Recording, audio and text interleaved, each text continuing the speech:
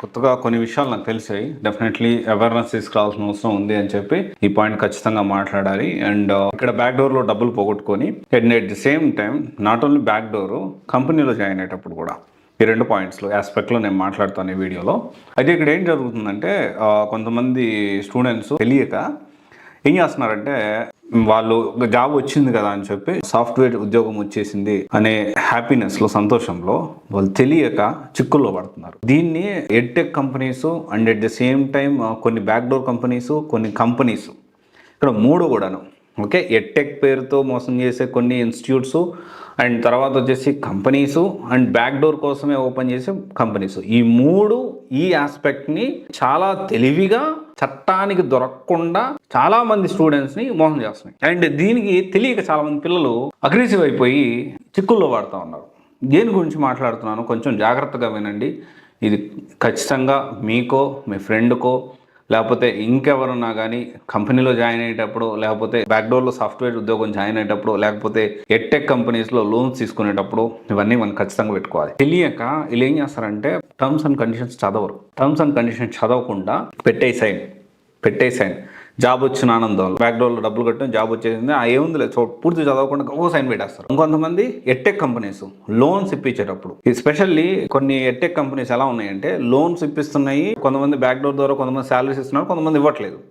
ఇక్కడ ఏం జరుగుతుందంటే కంపెనీ జెన్యున్గా వాళ్ళు ఆన్బోర్డ్ చేపిస్తే that is whole different story. కొంతమంది ఆన్బోర్డ్ కూడా చేపిస్తున్నారు, ఆ ఓపికగా మనం వెయిట్ చేయాలి.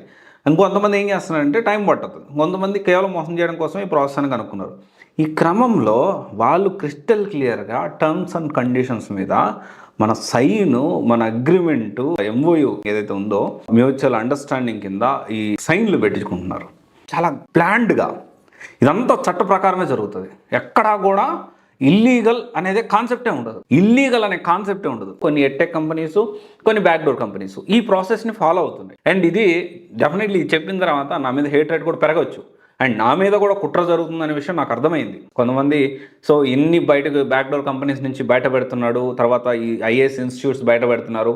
కొంతమంది వాంటెడ్గా నన్ను కార్నర్ చేయాలని కూడా చూస్తూ ఉన్నారు. But it's okay, time will decide. ఎవరు ఏంటి అని టైం డిసైడ్ చేస్తుంది. ఓకే, కొంతమంది సేవ్ అవుతారు కదా, అది నాకు చాలు హ్యాపీ. అండ్ డెఫినెట్లీ నా మీద కావాలని హేట్ రేట్ పెంచే లేకపోతే కార్నర్ చేసే వాళ్ళందరూ కూడా ఏంటి అంటే టైం విల్ డిసైడ్ అండి, ప్రాబ్లం లేదు. నేను చేసే పని మంచిదే, ఖచ్చితంగా నన్ను దేవుడు కాపాడతాడు. ఎవరైతే చూస్తూ ఉన్నారో ఎంతో కొంతమంది నేను బాగుండాలి అని కోరుకునే వాళ్ళు కూడా దీన్ని సేవ్ అయిన వాళ్ళు, నేను చెప్పి తీసుకొచ్చి అవేర్నెస్ తీసుకొచ్చిన తర్వాత సేవ్ అయిన వాళ్ళు కొంతమంది అయినా కానీ నేను బాగుండాలని కోరుకుంటారు కదా, అది చాలు, నన్ను దేవుడు కాపాడతారు. And at the same time ఇక్కడ ఈ విషయం ఏంటి అంటే ఈ విధంగా సంతకాలు పెట్టించుకున్న తర్వాత తెలియక వీళ్ళు తొందరపడిపోయి, అంటే ఇది లీగల్గా వాళ్ళు కంప్లీట్లీ ప్లాన్గా తీసుకున్నారు, చట్ట ప్రకారం సంతకాలు తీసుకున్నారు. అంటే యాక్సెప్టెన్సీ అగ్రిమెంట్కి మనం యాక్సెప్ట్ చేసాము.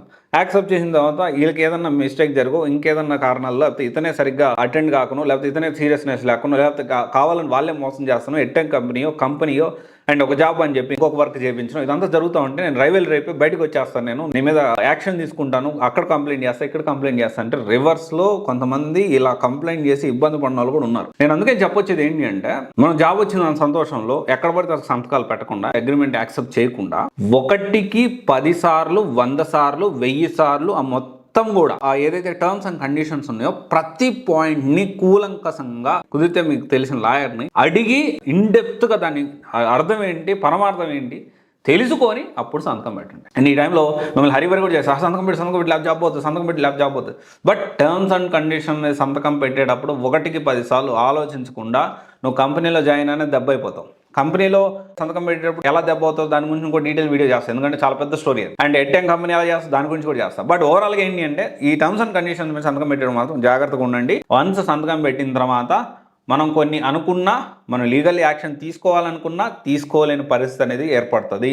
ఎస్పెషల్లీ ఒక ఎడ్టెక్ కంపెనీ అయితే దాదాపు 3000 మందిని అఫీషియల్గా ఇంకా మోసం చేస్తుంది. అయిపోలేదు, ఇట్ ఈస్ కంటిన్యూయింగ్. మాట్లాడిన మా మీద కూడా కొంచెం దాడి చేయాలని చూశారు అండ్ తర్వాత వచ్చేసి మా మీద ఏదో యాక్షన్ తీసుకోవాలి, ఏదో ట్రై చేశారు, that is whole different story.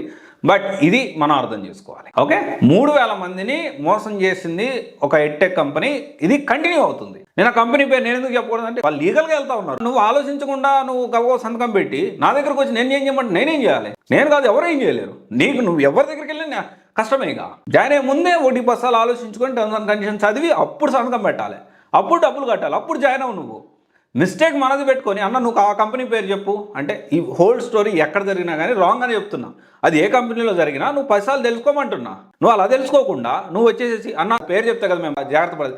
అరే నేను కంటెస్ట్ అర్థం చేసుకోవాలి. ఇప్పుడు నాకు ఆ కంపెనీ పేరు తెలిసింది, మరి తెలియకుండా ఇంకో కంపెనీలో జరిగితే దానికి ఏం చేస్తావు? నేను నీకు అవేర్నెస్, నా తమ్ముడు అన్న, నా చెల్లెలను, లేకపోతే మా ఫ్యామిలీ మెంబర్స్లో సివైసీని కానీ నన్ను కానీ ఫాలో అయ్యే ప్రతి ఒక్క స్టూడెంట్కి అవేర్నెస్ తీసుకురావడానికి చాలా రిస్క్ చేసి చాలా ఎకో సిస్టమ్ కూడా నేను బిల్డ్ చేసుకున్నాను. సపోర్టింగ్ ఎకో సిస్టమ్ని బిల్డ్ చేసుకున్నాను నేను. కేవలం ఇదంతా నేను పబ్లిక్లో మాట్లాడుతున్నాను కాబట్టి. మీకు ఇంత అవేర్నెస్ తీసుకొస్తా ఉంటే మళ్ళీ నా మీద కూడా రివర్స్ అవుతారు. నువ్వేనా ఆ పేరు చెప్పు, ఈ పేరు చెప్పు అంటారు. నేను చాలా సోఫిస్టికేటెడ్గా, చాలా డిప్లొమాటిక్గా, నాకు సాధ్యమైనంత వరకు నేను ఇబ్బంది పడకుండా జాగ్రత్త పడుతున్నా. If it is there definitely ఒక లీగల్ కాన్సిక్వెన్స్ నేను ఫేస్ చేస్తాను. That is whole different story.